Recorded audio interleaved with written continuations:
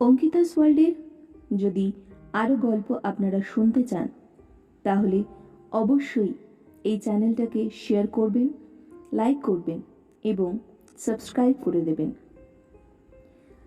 আজকের গল্প স্বপন বন্দ্যোপাধ্যায়ের লেখা মেজ ঠাকুরদার গানের ঘর। আমাদের প্রত্যেকের জীবনেই এমন কিছু না কিছু ঘটনা ঘটেই থাকে যা আমাদেরকে আশ্চর্য করেই দেয় এবং যেগুলো আমরা কোনোদিনই ভুলতে পারি না। আমাদের জীবনে এমন অনেক কিছু চাহিদাও থাকে যা আমরা চেষ্টা করলেও পাই না, আর সেই না পাওয়ার অতৃপ্তি আমাদেরকে তাড়িয়ে বেড়ায় মৃত্যুর পরেও। শুরু হচ্ছে আজকের গল্প মেজ ঠাকুরদার গানের ঘর।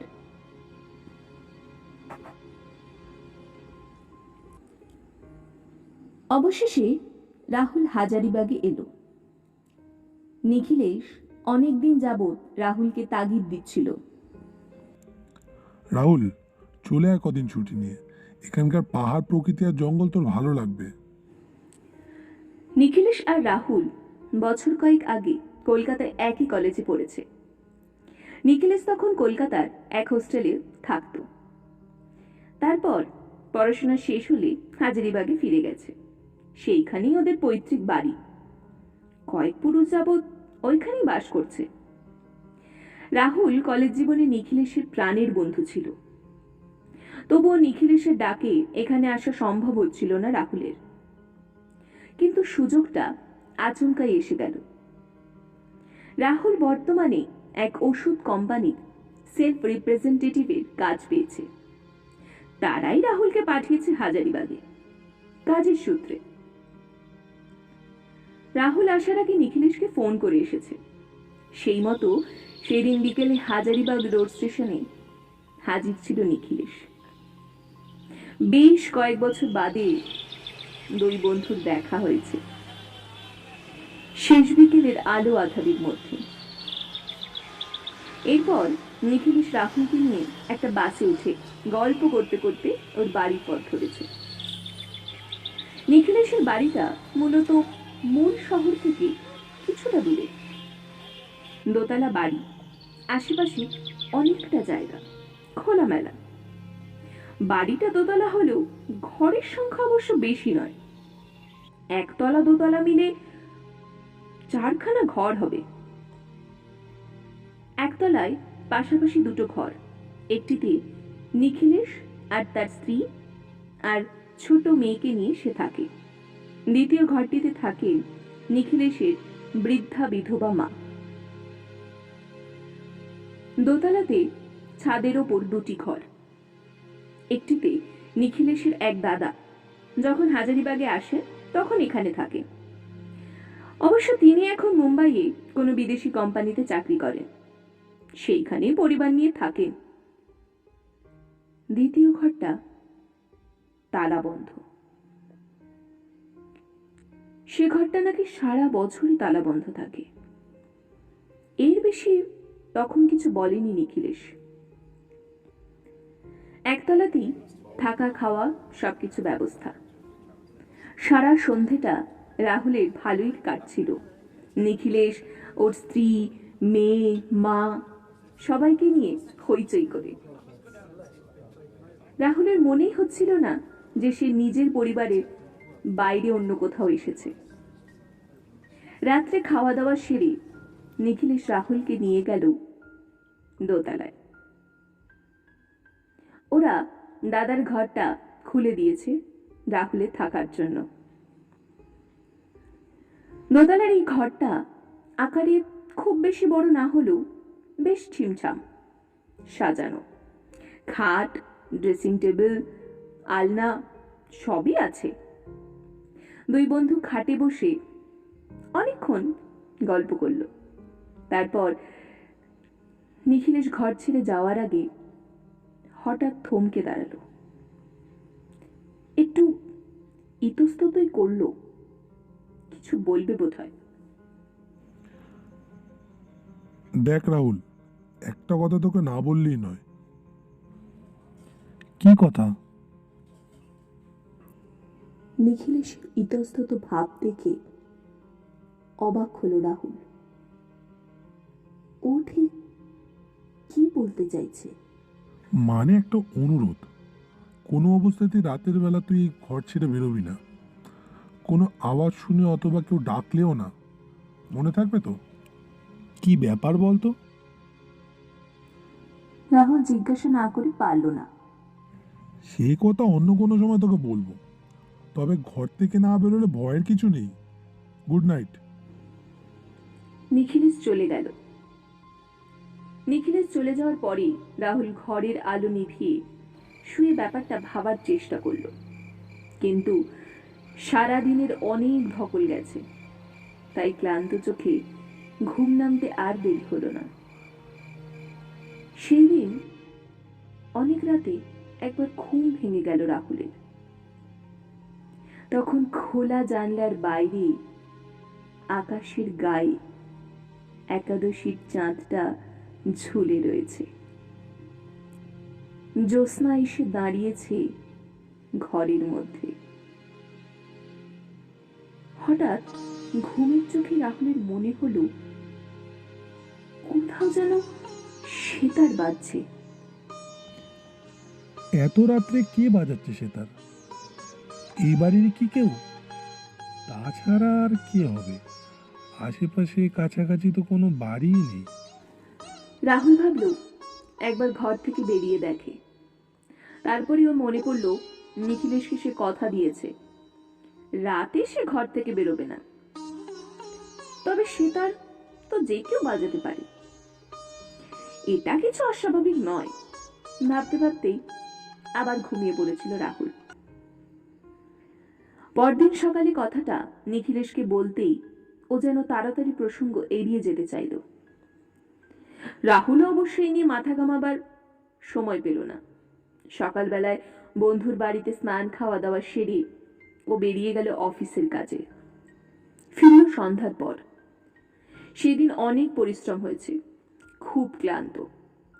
সেই কারণেই বোধ করি রাতটা একঘুমই কেটেছে রাহুলের। পরদিন ছিল ছুটি। সেই দিন সারাটা দিন রাহুল নিখিলেশের পরিবারের সঙ্গে হাসি আনন্দে কাটিয়েছে। আশেপাশে বেরিয়েও এলো। তারপর রাতের খাওয়া দাওয়া সেরে রাহুল ছাদের ঘরে এলো। আজকের রাতটা পূর্ণিমা। ফুটফুটে জ্যোৎস্না ছড়িয়ে রয়েছে সারা ছাদ জুড়ে। অনেক রাত পর্যন্ত একা একা ছাদে পায়চারি করলো রাহুল। মাঝে মাঝেই ওর চোখ যাচ্ছিল পাশের তালাবন্ধ ঘরটার দিকে। কেন কে জানে আজ রাতে ওই ঘরটা রাহুলকে আকর্ষণ করছে। দিনের বেলা নিখিলেশকে রাহুল ঘরটার কথা বার কয়েকবার জিজ্ঞাসা করেছিল। নিখিলেশ প্রতিবারই প্রসঙ্গ এড়িয়ে গেছে।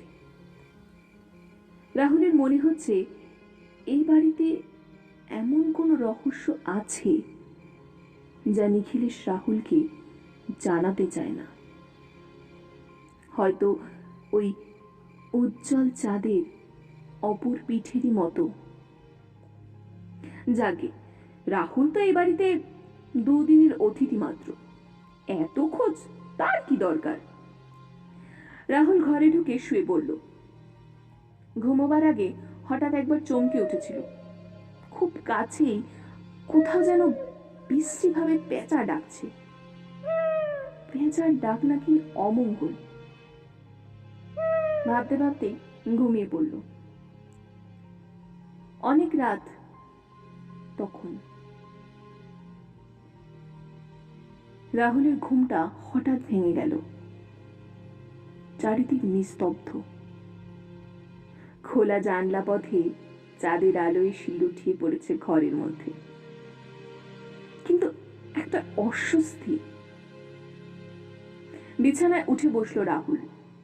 সারাটা শরীর ঘামে ভিজে গেছে, অথচ কার্তিক মাসের হাওয়ায় শীতের শিশিরের অনুভূতি। বিছানা থেকে নেমে পাখার স্পিডটা বাড়িয়ে দেয় রাহুল। ঠিক তখনই একটা কান্নার শব্দ। খুব কাছেই কোথাও কেউ যেন ফুঁপিয়ে ফুঁপিয়ে কাঁদছে। নিশুতি রাতে সেই অসহায় কান্না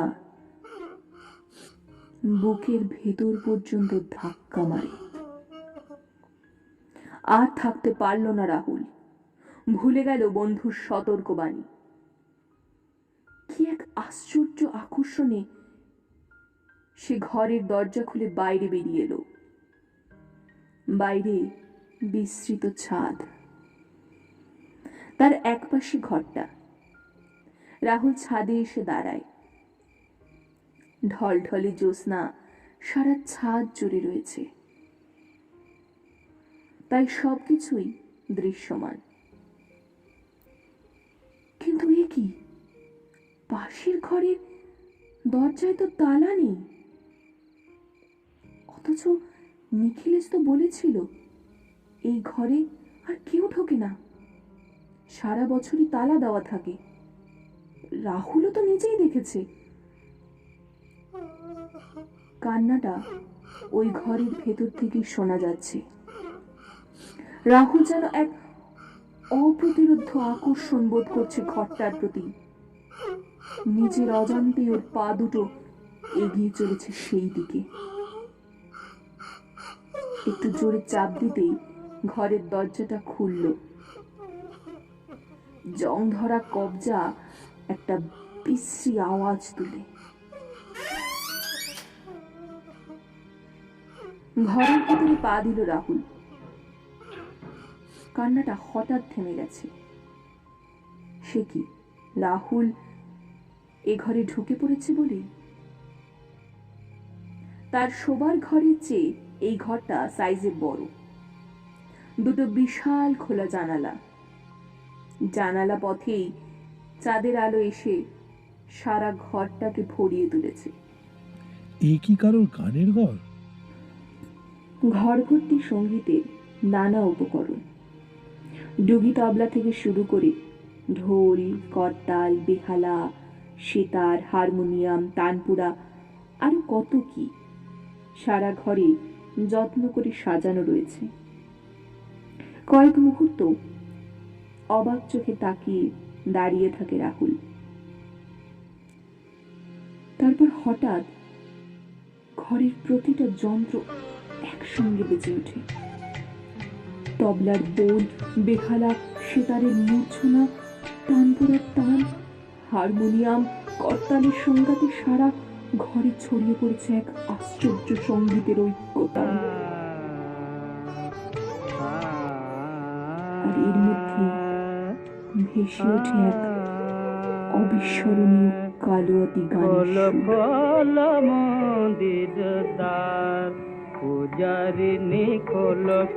পুরনো দিনের বিখ্যাত শিল্পী তারাপদ চক্রবর্তীর কণ্ঠে এই গানটা কিছুদিন আগেই একটা রেকর্ডে শুনেছিল রাহুল। কিন্তু এখানে কে গাইছে?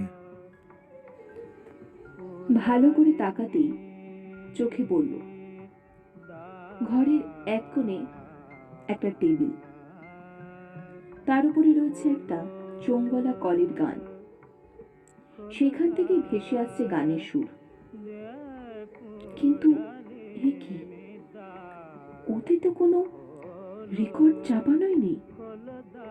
তবুও ঘুরন্ত ডিস্ক থেকে বেরিয়ে আসছে অতীতের বিখ্যাত সেই গান। রাহুলের দৃষ্টি ঘুরে গেল। দক্ষিণের বড় জানলাটার ধারে একটা আরাম কেদারায় কে ওই মানুষটা বসে রয়েছে? কই, এতক্ষণ তো রাহুলের চোখে পড়ল না। যেন হঠাৎ আবির্ভাব ঘটেছে। ফুটফুটে জ্যোৎস্নায় দেখতে কোনো অসুবিধা হলো না। পরনে পাঞ্জাবি আর ধুতির রং জ্যোৎস্নার রঙে মিলেমিশে এক হয়ে গেছে। মুখের একদিকটা দেখা যাচ্ছে। সেই দিকে তাকিয়ে থাকতে থাকতেই চমকে ওঠে রাহুল। ও ও ও তো নিখিলেশ। হ্যাঁ, নিখিলেশই তো। হুবাহু একই রকম মুখ। কিন্তু এত রাতে এ ঘরে একা বসে কি করছো? অজান্তেই রাহুলের কণ্ঠ থেকে বেরিয়ে আসে। নিখিলেশ! সঙ্গে সঙ্গে কি যেন ঘটে গেল ঘরটার মধ্যে। মানুষের কণ্ঠস্বর ভেঙে দিল অলৌকিক সঙ্গীতের ঐক্যতান। মুহূর্তে স্তব্ধ হয়ে গেল সব সুর। নেমে এলো নিশীথ রজনীর নিঝুমতা। এর মধ্যে আরাম কেদারায় বসে থাকা মানুষটি উঠে দাঁড়িয়েছে, ফিরে তাকিয়েছে রাহুলের দিকে। আর তখনই রাহুল বুঝতে পারল ও নিখিলেশ নয়। ওই মূর্তির মাথার চুল থপথপে সাদা, দুটো চোখ যেন জ্বলন্ত আগুনের গোলা। মূর্তিটা অদ্ভুত ভাবে নিজেকে টানতে টানতে গিয়ে আসতে লাগলো রাহুলের দিকে। এবার ভয় করতে লাগলো রাহুলের, ভীষণ ভয়। মেরুদণ্ডের মধ্যে একটা ঠান্ডা স্রোত টের পেল। মূর্তিটা এগিয়ে আসছে, আরো আরো কাছে, একেবারে কাছে এসে পড়েছে। চোখের দৃষ্টিতে আগুন, কিন্তু সারা মুখে কি এক অসহায়তার ছায়া। ও ও ও কি? ওর গলার কাজটা এমন কেন? বাদিকে চিবুকের নিচে থেকে কাঁধ পর্যন্ত বিশাল এক গহ্বর। ভেতর থেকে সাদা হাড় বেরিয়ে এসেছে। ওফ, কি বিভৎস দৃশ্য! মূর্তিটার গলা থেকে এবার একটা শব্দ বেরোল।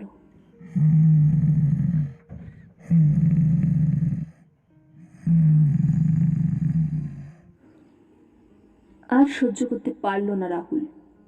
জ্ঞান হারিয়ে লুটিয়ে পড়ল মেঝের ওপর।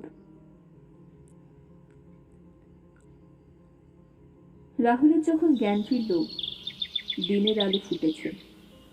ওকে ঘিরে দাঁড়িয়ে আছে বাড়ির সবাই। রাহুল চোখ মেলে তাকাতেই সকলের মনে একটা স্বস্তির গঞ্জন ভেসে উঠেছে। ধীরে ধীরে স্বাভাবিক হয়ে এলো রাহুলের শরীর মন। মনে পড়তে শুরু করলো গত রাতের সব কথা। রাহুল বলল, আমি কোথায়? নিখিলেশ পাশ থেকে বলল, তুই এখন আমার ঘরে। গতকাল গভীর রাতে তোর চিৎকার শুনে তোকে অজ্ঞান অবস্থায় মেজ ঠাকুরদার গানের ঘর থেকে নামিয়ে এনেছি। মেজ ঠাকুরদার গানের ঘর? হ্যাঁ রাহুল, তোকে তো আমি বারণ করেছিলাম রাতে তুই কোনো অবস্থাতেই ঘর থেকে বেরোবি না। আর যে ঘরে তুই ঢুকেছিলিস সে ঘর রাতের বেলা আমাদের সকলের কাছে নিষিদ্ধ। কিন্তু ততক্ষণে নিখিলেশের স্ত্রী এক গ্লাস গরম দুধ নিয়ে এসেছে। দুধের গ্লাসে চুমুক দিতে দিতে রাহুল শুনল এই বাড়ির পুরনো ইতিহাস, যা একই সঙ্গে দুঃখজনক এবং বিচিত্র। প্রায় 50 বছর আগে দোতলার ওই ঘরটাতেই থাকতেন নিখিলেশের ঠাকুরদার মেজ ভাই প্রকাশ চৌধুরী। সে আমলে মস্ত কালোয়াতি গানের শিল্পী ছিলেন তিনি। এই গান পাগল মানুষটি সারা জীবন গানেই ডুবে থাকে। অন্য কোনো দিকে মন দিতে পারেননি, বিয়ে থাওয়াও করেননি। আমার মেজ ঠাকুরদা মানে প্রকাশ চৌধুরীর কণ্ঠের গান হঠাৎ একদিন থেমে গেল। দুরারোগ্য ক্যান্সার রোগ তার গলার সুর কেড়ে নিল। তার মতো শিল্পীর পক্ষে সে যে কি যন্ত্রণা! শিল্পী সুর হারাবার যন্ত্রণার কাছে রোগের অসহ্য যন্ত্রণাও তুচ্ছ। সে অবস্থাতেও তিনি প্রথম প্রথম ছাদের ওই ঘরটাতে সেতার, তানপুরা, তবলা নিয়ে আসর বসাতেন, কিন্তু ক্রমে তাও আর সম্ভব হলো না। রোগের প্রকোপ বেড়েই চলল। কণ্ঠ একেবারে রুদ্ধ হয়ে গেল। তারপর থেকে তিনি ছাদের ওই গানের ঘরে সারা দিন একা বসে একটা চোঙওয়ালা কলের গান থেকে দিন রাত শুধু গান শুনতো, বড় বড় ওস্তাদের গান। তারপর তারপর একদিন সকালে মেজ ঠাকুরদার মৃতদেহ পাওয়া গেল ওর ছাদের ঘরে। সুর হারানোর যন্ত্রণায় উনি আত্মহত্যা করেছেন। তখনও ওর সেই কলের গানে বেজে চলেছে কোন এক বিখ্যাত ওস্তাদের কলোয়াতি গানের সুর। বলতে বলতে বিষণ্ণতায় নিখিলেশের কণ্ঠ ধরে এলো। একটু থেমে বলল, এরপর বহু বছর কেটে গেছে রাহুল। এবাড়ির কেউ মেজ ঠাকুরদার ওই ছাদের ঘরে ঢোকে না। ওর সঙ্গীতের সরঞ্জামও একই রকমভাবে সাজানো রয়েছে। মাঝে মাঝে রাতের বেলায় আমরাও শুনতে পাই ও ঘর থেকে সেতারের ঝংকার কিংবা রেকর্ডে কলোয়াতি গানের সুর, সেই সঙ্গে এক শিল্পীর গান না গাইতে পারার গুমড়ে ওঠা ব্যথা। শুনতে শুনতে রাহুলের মনের মধ্যে গত রাতের ছবিটা ফুটে ওঠে। সে কি তাহলে নিখিলেশের মেজ ঠাকুরদাকেই দেখেছিল,